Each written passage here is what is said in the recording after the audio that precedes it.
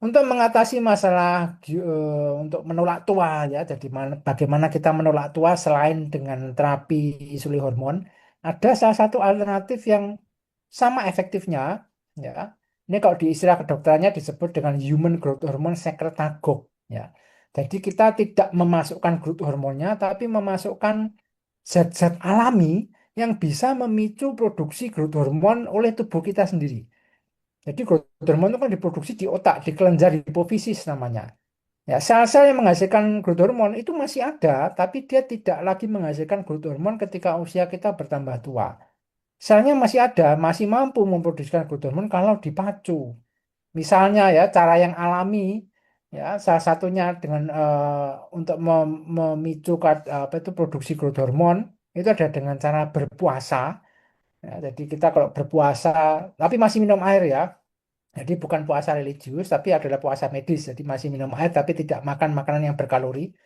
Ya, berpuasa lebih dari 12 jam, ya, atau berolahraga cukup intens. Jadi intensitas olahraganya cukup tinggi itu bisa memacu produksi growth hormone internal. Nah, bagaimana cara kita bisa memacu produksi growth hormone oleh kelenjar hipofisis dalam tubuh kita sendiri tanpa harus berolahraga, tanpa harus berpuasa?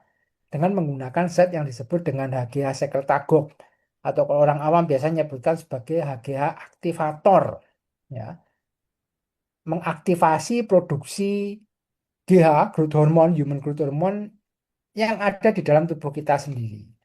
Ya, ini disebut dengan HGH secretagogue atau HGH aktivator. Nah, ini keunggulannya dibandingkan hormon, dia sendiri bukan hormon. Dia adalah asam amino, turunan dari protein. Jadi turunan dari zat-zat alami yang ada di makanan kita. Cuma kita ambil, kita isolir bahannya, ya. Lalu kita masukkan ke dalam tubuh. Ya, ini tidak mengandung hormon, tapi dia bisa memicu produksi hormon di dalam tubuh kita sendiri. Praktis ya non invasif, tidak perlu injeksi, hanya tinggal disemprotkan saja. Ya, lebih mudah digunakan dan tidak ada potensi efek samping. Beda dengan growth hormone. Kalau growth hormone kan efek sampingnya banyak ya karena kita memasukkan hormon dari luar. Kalau ini kita hanya memasukkan asam amino. Asam amino itu dia sebenarnya adalah turunan dari ini apa itu bahan pembentuk protein ya. Jadi kalau kita makan-makan daging daging ini ya, daging-dagingan atau kacang-kacangan itu dia banyak mengandung protein. Di dalamnya itu ada di dalam protein ya yang membentuk protein itu adalah asam amino. Nah, tapi kalau kita makan makan protein dari daging atau kacang-kacangan itu kan proteinnya masuk dulu ke usus ya. Dari usus dia masuk ke liver, naiknya di dalam sirkulasi darah itu pelan-pelan. Nah, kalau kita bisa memasukkan langsung asam amino itu ya, masuk ke dalam sirkulasi darah, kadarnya bisa melonjak untuk sesaat, ya. Jadi hanya bertahan sekian detik ya, itu sudah cukup untuk untuk memicu produksi growth hormone di kelenjar hipofisis yang ada di otak. Nah, ini adalah zat-zat tadi yang seperti saya bilang ya, asam amino tadi, ada arginin, ada ornitin, ada citrulin. Itu semua adalah derivat dari asam amino. Jadi dari protein, ya, protein yang bisa menjadi makanan untuk sel, tapi bedanya kita tidak memakannya melalui saluran cerna usus ya, melalui mulut. Kita semprotkan di pembuluh darah yang ada di bawah lidah. Jadi kita semprotkan, ini dia nano spray ya, jadi dia menggunakan teknologi nano. Nanti asam amino yang terkemas di dalamnya akan langsung masuk ke dalam pembuluh darah, ya, sampai ke otak. Dia akan memicu produksi growth hormone. Ya, ini mudah sekali ya, tidak invasif, tidak perlu injeksi-injeksi, tinggal disemprotkan di bawah lidah. Nah, kita bisa memicu kadar growth hormone dalam tubuh kita sendiri, yang efeknya wah banyak sekali.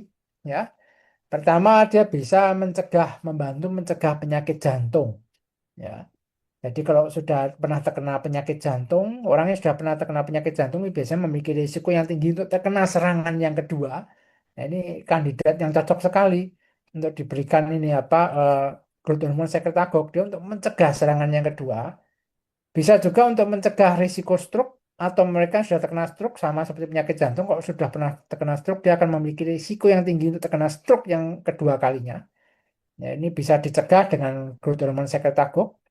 Dia juga membantu meningkatkan kepadatan tulang, jadi mencegah tulang kropos. Ya. Dia juga membantu mengendalikan kadar gula darah. bisa mencegah diabetes pada mereka yang belum terkena atau membantu mengendalikan kadar gula darah bagi mereka yang sudah diabetes. Terus dia juga membantu mempertahankan massa otot. Jadi problem di orang tua seperti saya bilang tadi kan ototnya mengecil. Ya. Ototnya mengecil, kekuatannya berkurang, mereka mudah jatuh jadi ya. Jadi keseimbangannya kurang, jadi mudah jatuh. Nah, bagaimana caranya kita mempertahankan agar massa otot itu tetap bagus, ya, kekuatannya tetap bagus, sehingga koordinasi dan keseimbangnya bagus, mereka tidak cepat jatuh, ya, tidak gampang jatuh, ya. Itu dengan cara diberikan human growth hormone aktivator. Nah, ini fungsinya ya, mulai dari otak, ya, di otak sendiri dia bisa meningkatkan memori, bisa meningkatkan fungsi kognitif, ya, bisa mencegah penyakit Alzheimer atau kepikunan. Ya, dia di kulit dia bisa membantu meningkatkan ketebalan kulit. Jadi kalau kita sudah tua tuh kulitnya makin tipis ya. Daya regenerasi kulit jadi makin bagus juga. Kalau kulit kita tergores luka itu menjadi lebih mudah sembuh. Ya, kulitnya menjadi lebih halus, produksi kolagennya meningkat, membantu siklus tidur, meningkatkan kerja dari sistem imun, ya, membantu membakar lemak dalam tubuh, mencegah penyakit jantung, meningkatkan kepadatan tulang dan juga ini yang banyak diincar para pria ini biasanya ya, membantu mempertahankan atau meningkatkan fungsi seksual.